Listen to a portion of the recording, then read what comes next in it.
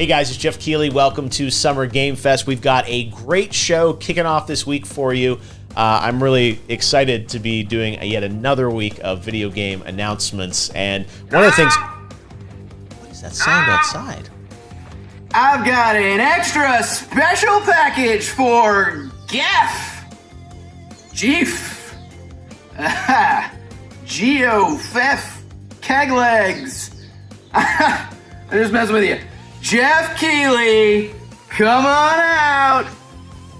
Not this again. I'm in the middle of a live stream right now. This guy always crashing my important shows. I'm going to see what this is, but let me tell you, it better be worth it.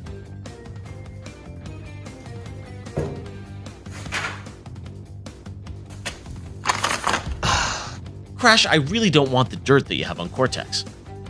No. This is the Crash 4 trailer. For real? For reals. Well, it's about time. Exactly.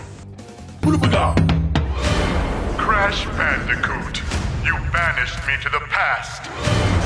But all it did was give me more time to plan your doom.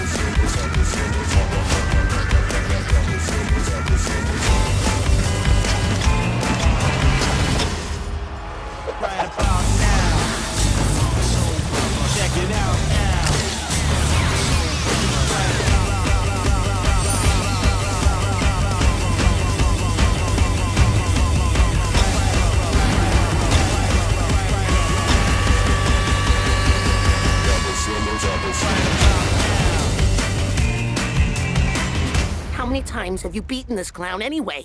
3. Really? Only 3? Funny. Seemed like more. That's right. There's the big news. Crash for a brand new Crash game. It is coming this October. And right now I am joined by Paul from Toys for Bob to tell us about the brand new Crash game. Paul, we have been waiting for so long for something new from Crash. Of course, Activision has done some amazing remasters of the Crash trilogy and CTR, but this is a brand new Crash game built from the ground up. That's right. It's hard to believe, but it's been over 10 years since we've seen an original new entry into the series, so I'm delighted to finally unveil this secret that we've been sitting on for a while. It's the brand new Crash 4, It's About Time. And it's a play on the fact that we've been waiting for so long, but also it's a game that's literally about time. Yeah, I want to get into it because the trailer is filled with so much information. I mean, playable Neo Cortex, Coco, Crash, but I'm curious, like, what, you guys had worked on, the remasters of Crash, but now to start with a new game, there's, I'm sure, so much trepidation about, like, what's going to be a worthy, follow-on, calling it Crash 4. How did you guys approach this? Like, what kind of game did you want to build? Yeah, I guess the first thing is we asked ourselves, where did we want to start? And though technically this is the 8th game in this series, all of the fan reception that was coming out of the Insane trilogy, we wanted to go back to the original trilogy and start from that. We're deliberately calling this Crash 4 because we want to key it off of the original trilogy that was developed by Naughty Dog. And that was certainly a high point in the series, both critically and commercially. And so that's where the events are going to key off of. We're starting right at the end of that when Dr. Neocortex, Entropy, and Uka Uka have been banished to this distant planet. And they've finally found a way, after many fruitless attempts, they've found a way to break out. And in doing so, they've torn this gigantic hole in the universe and exposed the fact that there's a multiverse. So it's going to be up to the Bandicoots, Crash and Coco, to restore that order by reuniting the 4 great quantum masks. The gameplay style, I think, a lot of people were probably wondering, hey, Crash in 2020, how much of it is, the more linear, classic Crash levels, and of course now, like, people wonder, like, is it an open world Crash game? How are you doing it? Like, tell us about balancing kind of the old style of gameplay, which is certainly not broken. We love it, versus the tendency to do, new styles of gameplay. Based on the trailer, it looks like you're being kind of still faithful to the original style of Crash versus making it some big, 3D open world. But is that correct? Like, how did you approach the actual style of the gameplay? Yeah, that's absolutely right. I think what we've heard was that people have found that style of gameplay to be really refreshing to return to. And so we wanted to key off of that. And when we observe some of the other games and platformers and how they've evolved over time, you're totally right. They've gone to a place where they're a little bit more open in nature. And as a consequence, the challenges and things that you interact with are a little bit more sparse and spread out. It encourages exploration, and maybe there's a little bit more focus on collection and combat. But when we think about classic Crash gameplay, it's dense and it's focused, and it's really the streams of hazards and the challenges, the platforming challenges, they come, and there's almost a rhythmic quality to it and how reliable it is. And I know that for me, when I learn a level and I understand the nuance of the timing and the placement of all the different hazards, you can enter into a sort of flow state when you understand that kind of musicality.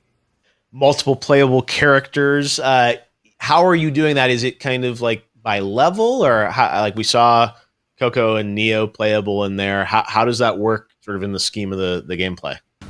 So Crash and Coco, you're going to be able to choose between them at any point in time, and they share the same moveset. Over the course of the adventure, you're going to encounter some new friends, some familiar faces. And you're right, there's going to be some new playable characters. We're teasing today Dr. Neo Cortex. He's got a completely different moveset from Crash and Coco.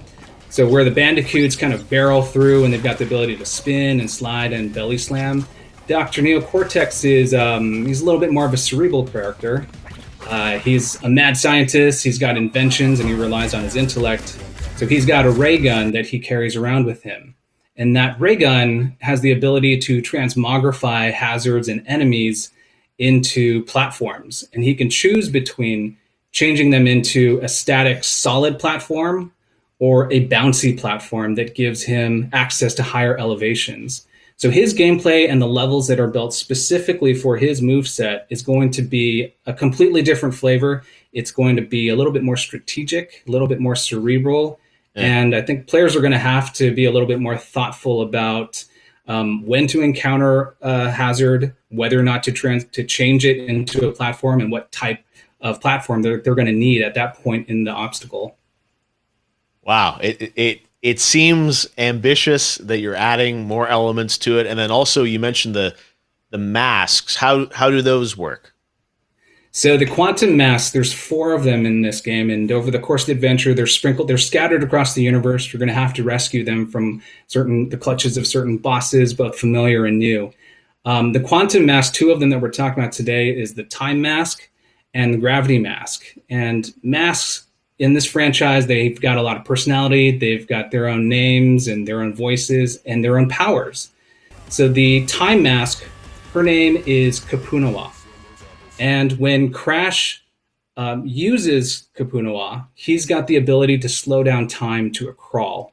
So for obstacles that are beyond, just way too fast to interface with at normal speeds, he's going to be able to slow things down and then get past those obstacles. And in addition to that, he'll be able to get past nitro crates, which have traditionally been a one-hit, one-kill type of thing. But with the power of time, he's going to be able to slow things down, trigger that explosive, and then get out just barely before that explosion obliterates everything in its path. The second mask is the gravity mask, and his name is Ika Ika. So when Crash dawns on Ika Ika, he's going to be able to flip the direction of gravity and walk on the top of ceilings, walk upside down underneath platforms to get past impossible obstacles. I'm really excited to play this, and again, I was playing Crash back when the original PlayStation first came out, and Activision's done a great job with the remasters, but to have a totally new game, I think, is what everyone was hoping for, and you're bringing it to life. So congrats for doing this, and thanks for doing it even from a work from home situation. It's awesome to see, and can't wait to get to play it later this year. Thanks for having me. It's a great pleasure, and I think it's an exciting time for games, and I'm so glad that we could reintroduce Crash, a new version and a new adventure at this time.